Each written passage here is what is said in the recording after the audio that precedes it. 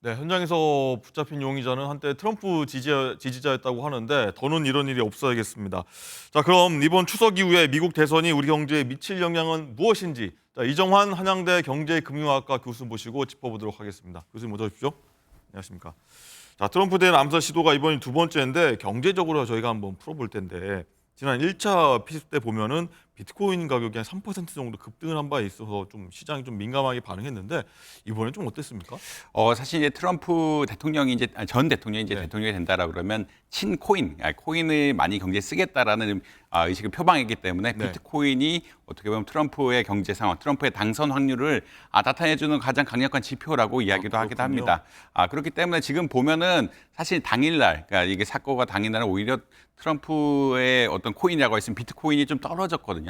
떨어졌습니까? 예, 3%가량 떨어지면서 오히려 이제 당선 확률이 낮아지는 게 아니냐라는 이야기가 나올 정도로. 그리고 이제 트럼프가 자금 모집을 하기 위해서 나스닥에 상장을 한 주식이 있습니다. 네. 트럼프 미디어 앤 테크놀로지라는 주식이 있는데 그 주식 역시 이제 3%, 4%가량 하락을 하면서 오히려 이 사건이 트럼프의 부정적인 영향, 당선에 부정적인 영향을 미치는 게 아니냐라는 의견들이 좀 많이 나왔다라고 오히려 보시면 될 것 같습니다. 그렇군요. 또 지표상으로 좀 당수 확률이 좀 떨어졌다 이렇게 좀 볼 수 있겠는데 이번에는 지난번보다 좀 그러면 오른 것도 아니고 오히려 떨어진 이유 구체적으로 뭐라고 보십니까?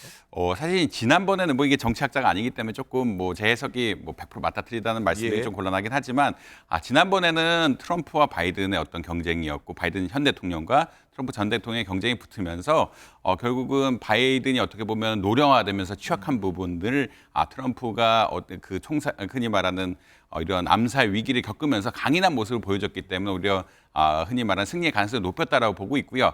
지금은 사실은 이게 계속 연속적으로 나다 보니까 트럼프가 강력한 힘을 발휘한다, 어떤 강력한 이미지를 구축하기보다는 다시 말해서 좀 정책적 그리고 정치적으로 불확실성이 커진 게 아니냐. 그러니까 주식시장이라든지 이런 데는 또 불확실성에 민감하게 네. 반응을 하고 아무래도 좀 보수적으로 반응할 수밖에 없기 때문에 오히려 해리스 쪽에 손을 들어준 것이 아니냐. 개인적으로는 뭐 그렇게 평가를 하고 있습니다. 그렇군요. 이런 얘기 나온 김에 이 두 후보의 경제 정책도 한번 짧게 한번 볼 텐데 어떻습니까? 두 후보 정책 가장 크게 차이 나는 곳은 뭐라고 보십니까? 사실 일단은 바이든 행정부가 어떤 것을 했는지 조금 알아셔야 되는데 이제 바이든 행정부는 개별 정책들, 뭐 인플레이션 감축법이라든지 반도체법에 대해서는 되게 호의적이었다고 평가를 네. 합니다. 그럼에도 불구하고 물가가 너무 많이 오르면서 정책적으로 그러니까 비판을 많이 받고 있거든요. 그러니까 트럼프는 이러한 것을 공략하려고 하고 있고 가장 큰 정책이 결국은 친환경 에너지를 버리고 이제 화석 에너지를 쓰면서 에너지 가격 낮추겠다. 그러면서 가격을 완화시키겠다라는 물가를 완화시키겠다 이런 큰 정책을 피고 있다라고 보시면 될 것 같고 예. 대신에 중국에 대해서는 보다 엄격한 관세. 그러니까 트럼프가 집권 1기라고 할 수 있는 과거 이제 2016년부터 2020년 때 했던 굉장히 강력한 관세 정책을 피면서 미국민을 보호하겠다라는 그런 정책을 피고 있습니다. 반면에 해리스 같은 경우에는 이제 중산층 정책을 많이 핀다라고 이야기하고 있는데 세액공제라고 그러니까 세액공제라는 것은 사실 돈을 어느 정도 일정 수준 이상 벌어야 효과가 있는 정책이라고 예. 보시면 될 것 같고 이 세액공제 교육이라든지 첫 집을 살 때 어떤 세공제 같은 것들 많이 늘리면서 중산층 회복에 나서고 있다라고 아마 보시면 될 것 같고 대신에 물가 안정을 위해서는 지나치게 물가가 많이 오른 식료품이라든지 의약 제품에 대해서 정부가 공정 거래를 통해서 조사를 하겠다라는 그런 입장들을 보이면서 좀 상반된 견해를 보이고 있다라고 보시면 될 것 같습니다. 그렇군요. 어쨌든 가장 중요한 건 경제적인 측면을 봤을 때 우리에게 어느 후보가 더 당선됐을 때 적합할지 유리할지 이거 아니겠습니까? 개인적인 견해겠지만 어느 후보가 되는 게 좀 낫습니까? 사실 이 관세가 가장 중요한 것인데 이제 관세를 올린다는 것은 중국뿐만 아니라 전 세계 관세를 올린다는 얘기고 우리나라는 수출 경제지 않습니까? 수출 네. 경제라는 것은 수출이 잘 돼야 되는데 아무래도 이제 관세를 올리게 되면 부담이 된다. 그리고 트럼프 같은 경우에는 보조금 정책과도 좀 바꿀 거라고 예상을 하고 네. 있는데 미국 기업에만 보조금을 주지 않을까라는 조금 우려가 계속 있습니다. 지금 인플레이션 감축법에 따르면은 미국에 생산하는 뭐 삼성이라든지 현대자동차가 생산을 하면은 거기서도 보조금을 받을 수가 있는데 보조금 같은 것도 줄이고 관세 장벽이 올라가게 된다라 그러면 우리나라 입장에서는 트럼프가 되는 것이 조금 부담스러운 입장이다라고 아마 말씀드릴 수 있을 것 같습니다. 그렇군요. 자, 이어서 금리 얘기도 저희가 한번 해보려고 하는데 한국 시간, 우리 시간으로 내일 오전 3시로 예정돼 있는데 미국이 2년 6개월 만에 금리 인하를 할 거다 이런 전망이 나오고 있고 저희가 쭉 계속해서 전망해드린 바 있는데 자, 그렇게 된다고 하면요. 우리뿐만 아니라 전 세계 경제에 있어서 파급 효과가 굉장히 클 것 같거든요. 어떤 측면에서 볼 수 있을까요?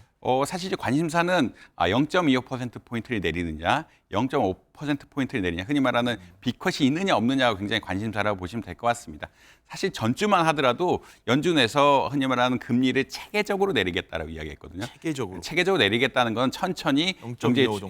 경제에 충격을 안 주면서 내리겠다라고 이야기했는데 최근 논의가 급변하면서 이번에 B컷이 나오는 게 아니냐라는 확률이 굉장히 많이 올라갔다라고 보시면 0.5%를 내리면서 결국 그것은 지난주에는 한 3분의 1 정도가 B컷을 예상했는데 지금은 3분의 2 정도가 B컷을 예상할 정도로 확률이 굉장히 많이 바뀌었습니다. 그것의 근거에는 아무래도 최근에 연준의 동향들, 물가 지표를 보는 것들이라든지 최근에 연준 의사들 발언들이 좀 있거든요. 아무래도 지금이 미국의 연준이 타겟하는 금리 수준이 중립금리라고 이야기하는데 금리 수준에 비해서 너무 높기 때문에 빨리 조정하는 게 바람직하다라는 의견들이 나오면서 좀 B컷 가능성이 높아지고 있고요. 네. B컷이 된다라고 하면은 이제 흔히 말하는 강달러 기조 같은 것들이 좀 반영이 좀 어떻게 보면 축소가 되면서 외환 시장이라든지 이런 데 큰 영향을 미칠 수가 있고 다른 나라의 기준금리 정책, 그러니까 아무래도 미국 금리가 낮아지게 되면은 우리나라 같은 경우도 금리 좀 쉽게 내릴 수 있는 이런 구조가 되면서 타국의 금리 정책에도 큰 영향을 미치지 않을까, 기준금리 정책에 큰 영향을 미칠 거라고 많이 예상을 하고 있습니다. 네, 말씀하신 김에 이제 0.5% 만약 B컷이 될 수도 있는 상황이고, 그렇다면 우리 말씀하신 대로 한국은행 같은 경우 10월에 금리 인하 뭐 나올 수 있는 부분인데, 그럼 인하로 이어질까요? 바로 우리나라도? 사실 인하로 연결되는 고리는 가계부채거든요. 가계부채 중에 최근 주담대가 5월에 5조, 6월에 6조, 7월에 7조, 8월에 8조까지 굉장히 빠르게 올라가면서 원래는 다들 이제 10월 달에 내릴 거다라고 예측을 하고 있었는데 이게 11월로 미뤄야 되는 게 아니냐라는 논의가 나오고 있습니다. 근데 최근 이제 가계대출 통계들이 조금 혼란스러운 측면이 있긴 하거든요. 이제 9월 달에 이제 가계대출 증가세, 특히 주담대 증가세가 8월에 비해서는 꺾였다라는 데는 다 동의하는데 사실 6월, 7월에도 굉장히 많이 늘었는데 그 수준이냐, 아니면 5월 이전 수준에 굉장히 낮은 수준 늘고 있느냐, 이런 것에 대해서 논란이 많기 때문에 지표를 좀 봐야 되는 시점이 아니냐. 결국은 우리가 우려하는 것은 그러니까 금리를 낮추게 되면 가계대출이 더 빠르게 증가하게 되고 부동산 시장이 더 화랑이 되면서 혹시나 버블 같은 거라든지 이게 가계부채 부담 때문에 또 금리를 못 낮추는 이런 현상들이 발생하는 상황에 대해서 우려를 하기 때문에 좀 봐야 되는 이런 상황들이다. 지금 지표 자체가 지금 좀 혼란의 여지가 있는 이런 상황들이라고 아마 이해하시면 될 것 같습니다. 한국은행이나 일단 우리 정부도 당국자들도 고민이 많겠습니다. 알겠습니다. 오늘 말씀 여기까지 듣도록 하겠습니다. 고맙습니다.